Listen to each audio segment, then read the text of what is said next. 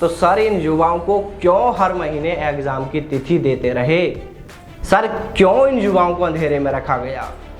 Sir क्यों बार बार exam को postpone करके क्यों इनके ओवर एज होने का इंतजार किया गया? जब आपको अग्निपथ स्कीम लागू करनी ही थी तो सर ये बात इन युवाओं को क्यों 2 साल पहले नहीं बताई? जय हिंद साथी, सेना भर्ती की तैयारी करने वाले सभी युवा आज इस वीडियो को पूरा जरूर देखें। साथ ही इस वीडियो को इतना शेयर करें कि तीनों सेना प्रमुख, रक्षा मंत्री राजनाथ सिंह, यहाँ तक कि हमारे खुद प्रधानमंत्री नरेंद्र मोदी जी तक भी यह वीडियो पहुँच जाए। चलिए अब आते हैं सीधे मुद्दे पर। दरअसल तीनों सेनाओं में लागू की गई टीओडी स्कीम के चलते अभी भी देश भर में युवा इसका विरोध कर रहे हैं। इधर बीते कल 19 जून को इस स्कीम के बारे में और ज़्यादा जानकारी देने के लिए तीनों सेना प्रमुखों ने एक बार फिर प्रेस कॉन्फ्रेंस की। इस पीसी के दौरान एक मीडिया कर्मी ने सवाल किया कि सर पूर्व में जो सेना भर्तियों में युवा फिजिकल पास कर चुके हैं, यानी 1600 मीटर दौड़ पास कर चुके हैं, वो युवा मेडिकल पास कर चुके हैं और यहाँ तक कि बहुत से युवाओं का तो पुलिस वेरिफिकेशन तक भी कर लिया गया है। अब बस उन्हें एग्ज़ाम का इंतज़ार था, इसके लिए वो अपनी अपनी तैयारियों में भी जुटे हुए थे। सेना ने उनका एग्ज़ाम कराने के लिए पहले 25 अप्रैल 2021 तिथि निर्धारित की थी और एडमिट कार्ड भी इसको लेकर सेना ने जारी कर दिए थे। लेकिन जैसे ही एग्ज़ाम की तिथि नज़दीक आई तो सेना ने कोरोना का खतरा बताकर एग्ज़ाम को अगले महीने के लिए पोस्टपोन कर दिया। इसके बाद एग्ज़ाम की दूसरी तिथि इन युवाओं को दी गई 30 मई और इस बार भी फिर यही हुआ।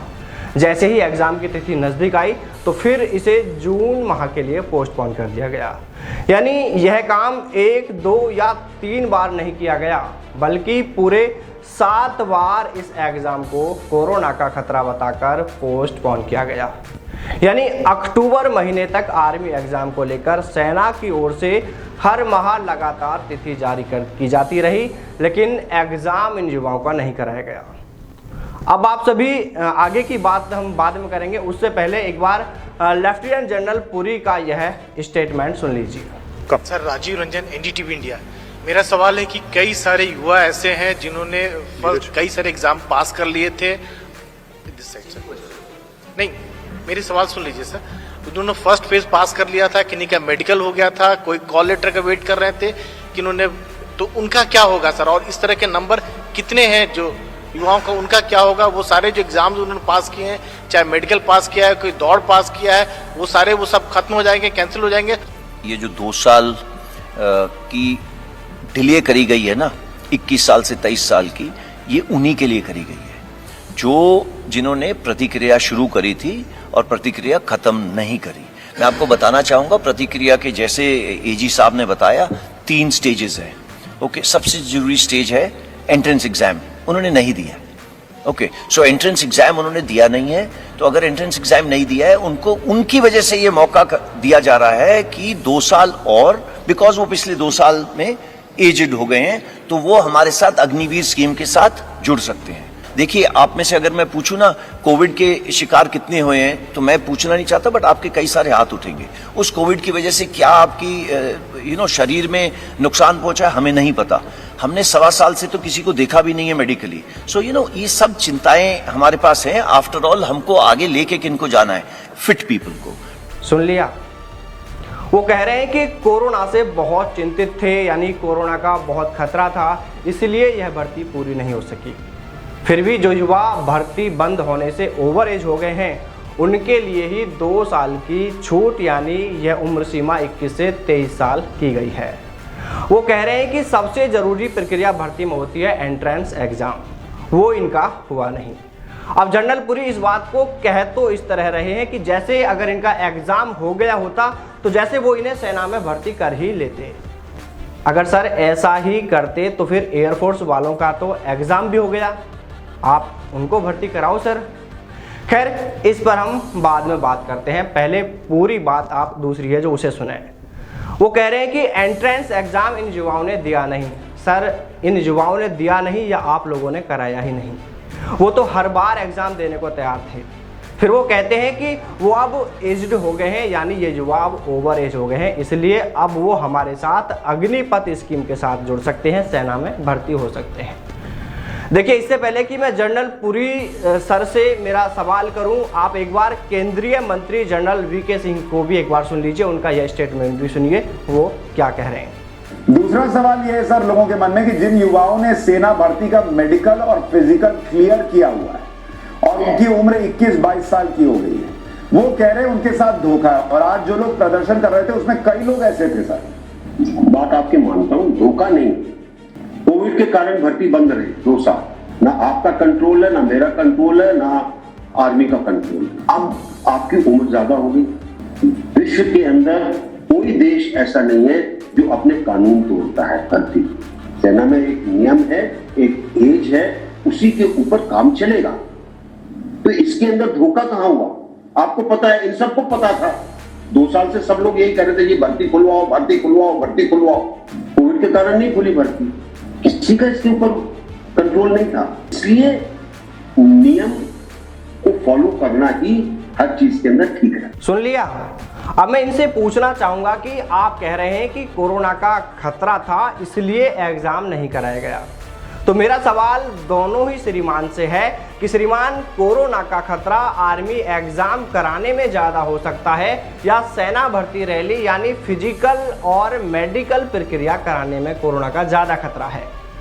तस्वीरों में आप देख सकते हैं, ये आर्मी एग्ज़ाम की तस्वीर है जहाँ पर एग्ज़ाम हुआ है, जिसमें सभी युवा सोशल डिस्टेंस के साथ एग्ज़ाम दे रहे हैं। और दूसरी तस्वीर जो आप देख रहे हैं वो सेना भर्ती रैली की है, जिसमें किस तरह युवाओं की एक भीड़ एक दूसरे को धक्का मुक्की होते हुए दौड़ लगा रहे हैं।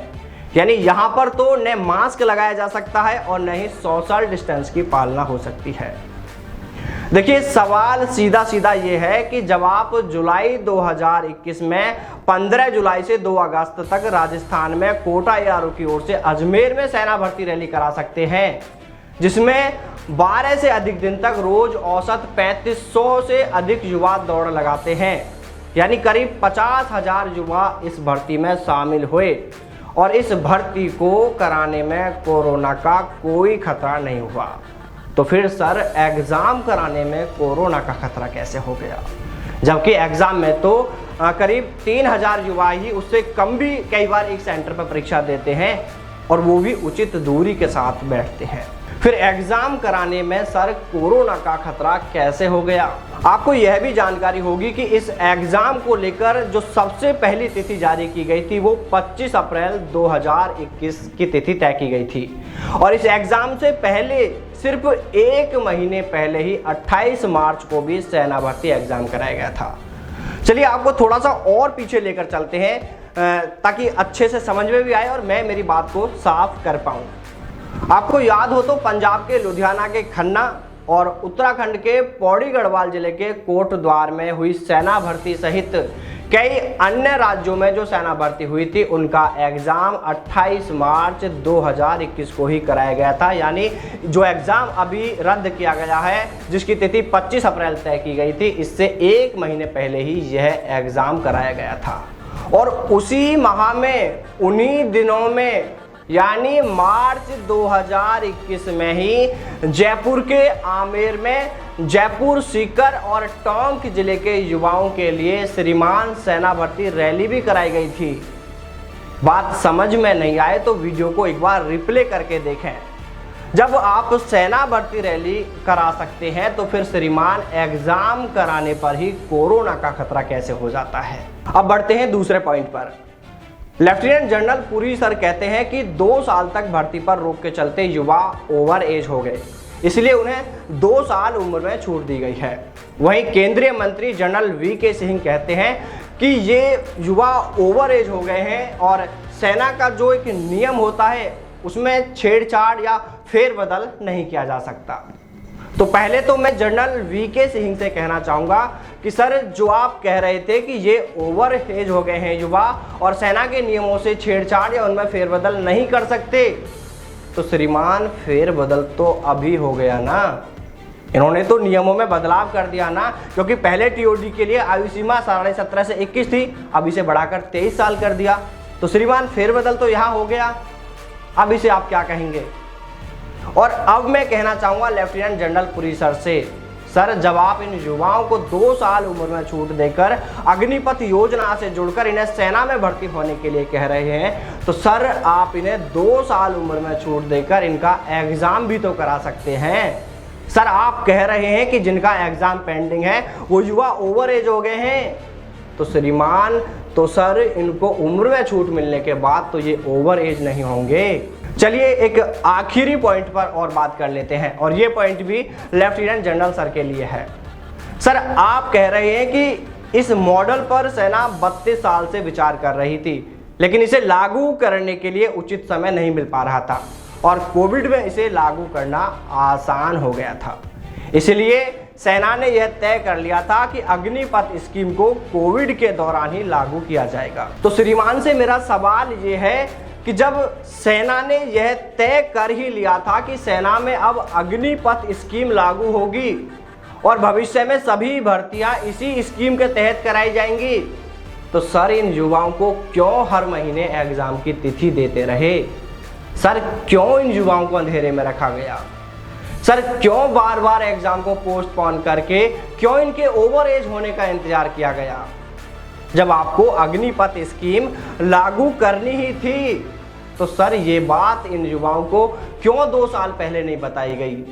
यह बात इन युवाओं को साल भर पहले ही बता देनी चाहिए थी कि न तो हम आपका एग्जाम कराएंगे और न ही नई सेना भर्ती रैली, ताकि सर ये पता चलने से ये युवा एग्जाम की तैयारी में, फिजिकल की तैयारी में, अकेडमियों में हजारों लाखों रुपये तो खर्च नहीं करते। सर ये युवा अपना समय तो खराब नहीं करते। श्रीमान अगर आपका जवाब ये है कि सेना तो आर्मी एग्जाम कराना चाहती थी, सेना भर्ती रैली भी कराना चाहती थी, पर कोरोना के खतरे के चलते यह सब नहीं हो पाया, तो सर वैसे तो मैं इस बात को लेकर अभी कुछ देर पहले इसी वीडियो में तथ्यात्मक रिपोर्ट पेश कर चुका हूँ। फिर भी अगर वास्तव में कोरोना के खतरे के चलते आर्मी एग्जाम नहीं कराया गया, नई सेना भर्ती रैली नहीं कराई गई, तो सर एयरफोर्स वालों का तो सिर्फ रिजल्ट ही जारी किया जाना था। सर उनका तो एग्जाम भी हो गया था, या फिर सर रिजल्ट जारी करने में भी कोरोना का डर था? देखिए मेरा सेना और सरकार से हाथ जोड़कर विनम्र निवेदन है, आप इन युवाओं के भविष्य को देखते हुए, उनकी मेहनत, उनके सपनों, उनके जज्बातों को देखते हुए उनका आर्मी का एग्जाम कराएं और एयरफोर्स का रिजल्ट भी जारी करें, ताकि इन युवाओं का सेना में जाने का सपना पूरा हो सके। क्योंकि इनमें आधे युवा तो श्रीमान वैसे भी वो हैं जिन्होंने क्लर्क, टेक्निकल, ट्रेडमैन और एनए कैटेगरी की भर्ती देखी थी, और इन कैटेगरी के लिए अधिकतम आयु सीमा 23 साल होती है सेना में। जब ये युवा भर्ती में शामिल हुए थे तो उस समय इनमें से किसी के पास 1 साल बचा था, किसी के पास 1.5 साल बचा था। अब 2 साल से सेना भर्तियां बंद हैं, तो श्रीमान अब इनमें से अधिकतर तो वैसे भी 23 प्लस के हो चुके हैं। आपने जो टीओडी में छूट दी है 21 से 23 साल इसे किया है, तो श्रीमान ये तो इस योजना में भी फॉर्म नहीं भर सकेंगे। इसलिए सरकार व सेना इन युवाओं को अपना ही बच्चा समझकर इनके दुख, इनकी पीड़ा को समझे और इनका एग्जाम कराए, एयरफोर्स का रिजल्ट जारी किया जाए।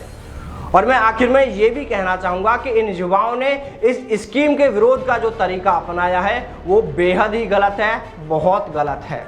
इन्हें ऐसा बिल्कुल नहीं करना चाहिए था, और हम इसकी कड़े शब्दों में निंदा करते हैं, क्योंकि कोई भी इस हिंसा का समर्थन नहीं करता है।